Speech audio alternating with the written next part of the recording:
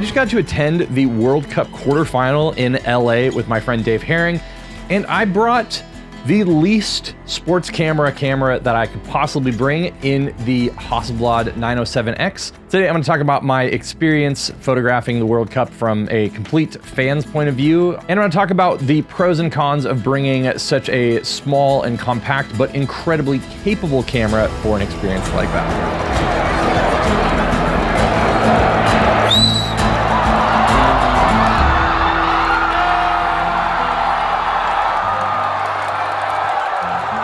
Now, right off the bat, the FIFA kind of camera policy in general is fairly strict, so I definitely knew I needed to bring in a relatively compact camera. And honestly, this camera at no point raised any eyebrows or anything like that. I know a few of my friends have brought more small fixed lens cameras, but as someone that, again, didn't have a press pass and wasn't really trying to document the game itself as much, I really wanted to be able to remember and document what it felt like to be there. So we definitely got there a few hours early. We wanted to make sure that we could get our cameras in first of all. Obviously we did. We walked around the kind of like fan experience section outside, made our way through, and then we had like a good hour and a half at least to go and kind of document just the preparation, what the stadium felt like. We walked all the way up to the top level, which is just crazy at the Los Angeles Stadium, SoFi Stadium. In a lot of these, obviously, you can see the massive video board. And from where we were sitting down in like the 200 club level, looking up at the board was pretty crazy. But at the top level, we walked all the way to the top and you're actually looking down at that video board, which is just absolutely nuts. But I think the best part about documenting the World Cup was just seeing like the fanfare and all of the people dressed in all of their gear. I saw a ton of Mexico supporters, which I know a lot of us were rooting for them. And even as someone like myself that was a big Norway supporter in this World Cup, I ran into a few Holland jerseys and got to slap some high fives with those people.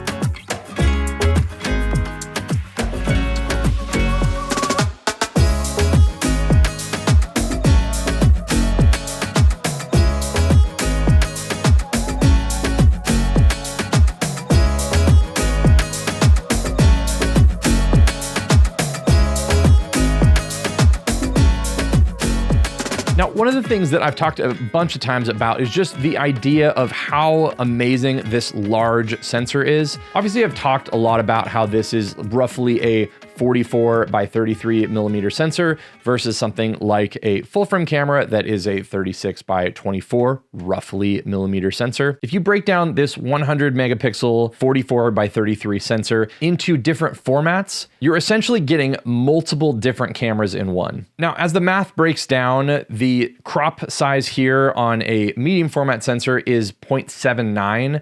So you're getting roughly a 30-ish field of view on a full frame scale. So in a full frame field of view, you're obviously getting a 38 millimeter lens, and then it's cropping down to that 61 megapixel resolution. So if you think of that, think of all of the other 60 megapixel cameras out there, and essentially you're getting that kind of same resolution here at 38 millimeters. And now if we push that to an APS-C style sensor, we're getting a roughly 57 millimeter field of view if we convert that to full frame. And that 57 millimeter field of view on full frame is converted down to around 26 megapixels. And if we think of something like Fujifilm's lineup or even the A6700 from Sony, there are a lot of 26 megapixel APS-C cameras out there. So I'm essentially getting a 57 millimeter equivalent at 26 megapixels. And the one that really started to make my brain kind of move in this direction as well was converting this to like a micro four thirds style sensor. That gives us roughly a 76 millimeter full frame field of view, which is pretty similar to cameras like the Leica Deluxe 8 at 15, 16-ish megapixels, which obviously for social media and personal use is still a lot. Now, bear with me because this gets a little bit wacky as well, but if we go towards like a type 1-inch sensor, which a lot of compact cameras have,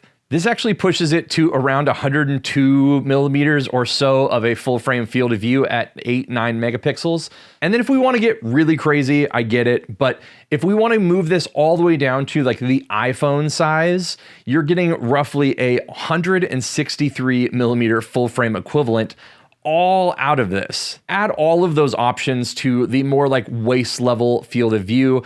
I love having a camera that's like this. So many people, even once they saw it, I feel like had a lot more of like a fun experience. Like you got a lot of like little looks at like, whoa, what's that? I probably had 5 to 10 people at least come up and just say, whoa, cool camera. Like what a cool thing to bring into this thing. And obviously with a roughly like 30 millimeter-ish full frame field of view, it's more of like documenting the whole process and less about the action. Obviously, I'm not going to be bringing like a 600 millimeter in to document the game. It's more of like how it felt like to be walking through the concourse, to be running into fans, to see what the World Cup really felt like and meant to so many people. And one thing I really love about this camera is that kind of like waist level field of view that I'm getting and the experience of photographing something from a little bit lower.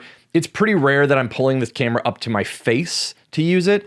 I'm definitely bringing it down, which puts me kind of faced up to a lot of things. And my favorite way to do this as well, especially with this 38 millimeter lens, is to do it at a 33 by 33 1:1 crop. It definitely gives me a lot of that same feeling out of like the 500 cm where you're getting that square crop. You're still getting a lot of resolution out of this. And then you can also see that I've added this short stash everyday filter from Polar Pro that gives me the ability to polarize my lens if I want to, but mostly I have this on here for a slight diffusion, which obviously leans a little bit more into that filmic vibe. But it's just been so fun. As you can see, I got multiple monitors back here. I have a few group chats with friends. We've been just talking so much about the World Cup. And so to go to another state, another stadium that I've never been to before, and see an amazing match between Spain and Belgium, it was just legitimately such a fun time to be there, to document all this, to use a camera of mine that I absolutely adore using in a way that kind of brings me out of my normal photographic norms of